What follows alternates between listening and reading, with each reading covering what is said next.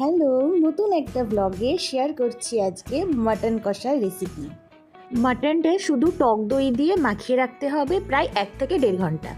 তারপর আলুগুলো বেশ লাল লাল করে ভেজে নিতে হবে। এখানে পেঁয়াজ কুচি ব্যবহার করা হয়েছে, সেটাও বেশ লাল করেই ভেজে নিতে হবে।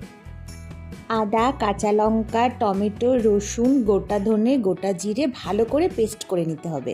এই কাঁচা মশলাটা দিয়ে দেওয়ার পর ভালো করে কষিয়ে একটা বাটিতে কাশ্মীরি লঙ্কার গুঁড়ো আর হলুদ গুঁড়ো একটু জল দিয়ে ভালো করে মিশিয়ে রাখতে হবে এবং সেটা দিয়ে দিতে হবে।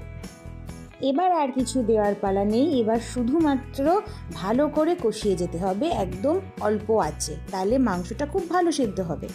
এবার খানিকটা জল আর আলুগুলো দিয়ে দিতে হবে। এখানে জলটা বেশি লাগছে, কিন্তু আলুগুলো সেদ্ধ হওয়ার জন্য একটু জলটা বেশিই দিতে হবে।